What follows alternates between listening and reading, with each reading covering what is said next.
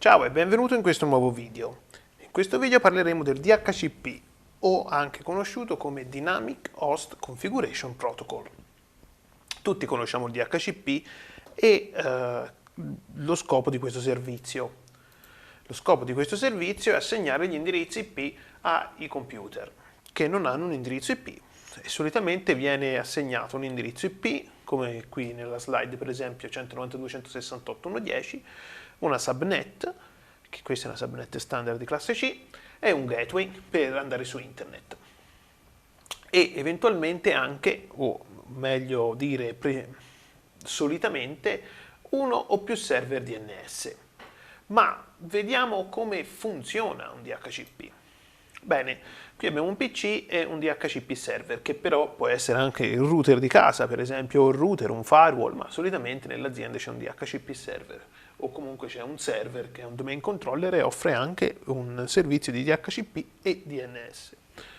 Abbiamo 4 step: DHCP Discover, DHCP Offer, DHCP Request e DHCP Acknowledgement. Due importanti indirizzi nel IPv4 utilizzati nei messaggi di DHCP sono lo 0.0.0.0 e il 255.255.255.255. L'indirizzo IP 0.0.0.0 viene utilizzato da un dispositivo IP quando non è ancora stato assegnato un indirizzo IP, cioè quando c'è dei computer. Quando un client DHCP si avvia, un computer, un cellulare, una stampante, eccetera, non ha un indirizzo IPv4 o comunque un indirizzo IP valido. L'indirizzo IP 255.255.255.255 è anche noto come indirizzo di IP broadcast. I messaggi di DHCP Discover e di DHCP Request vengono inviati dal client DHCP al server DHCP. I messaggi di DHCP Offer e di DHCP Pack vengono inviati dal server DHCP al client DHCP. Il processo prevede 4 passaggi.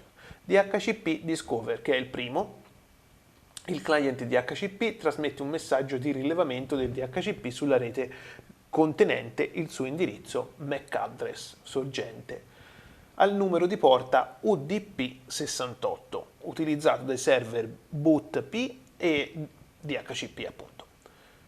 Questo è il primo datagramma è un pacchetto, è noto come messaggio DHCP Discover e che è anche una richiesta a qualsiasi server DHCP che riceve il datagramma per informazioni sulla configurazione. Come suggerisce il nome e lo scopo del messaggio DHCP Discover è proprio quello di scoprire un server DHCP. L'indirizzo MAC address di destinazione di un messaggio di DHCP Discover è FF,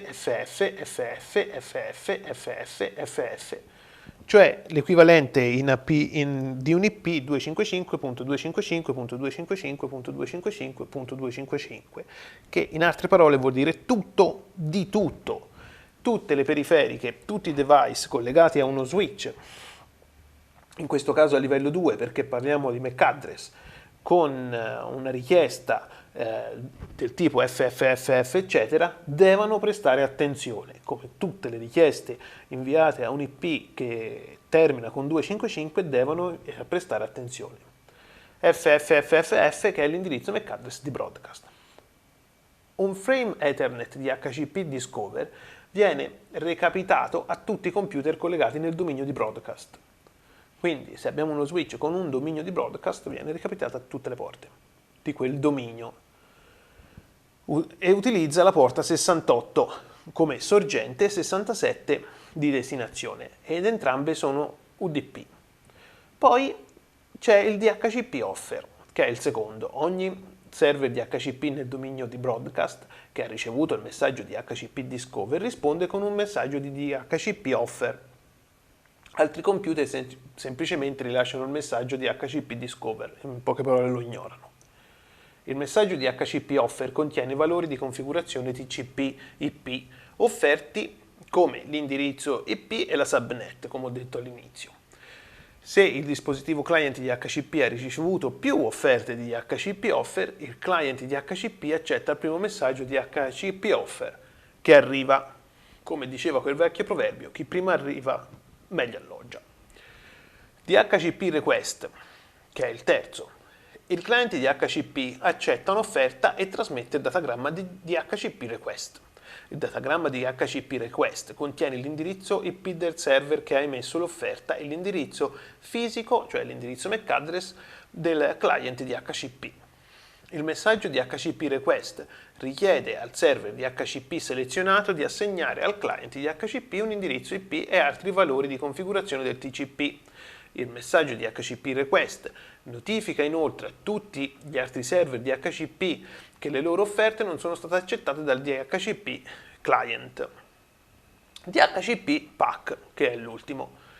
Vabbè, in questo caso sulla slide vedi DHCP acknowledgement, che vuol dire che si sono trovati praticamente d'accordo, però viene anche offerto il DHCP PAC, quando il server DHCP da cui è stata selezionata l'offerta riceve il datagramma DHCP request, crea un datagramma DHCP PAC. Questo datagramma è noto come DHCP PAC, riconoscimento del DHCP. DHCP PAC include un indirizzo IP e una subnet mask per il client DHCP.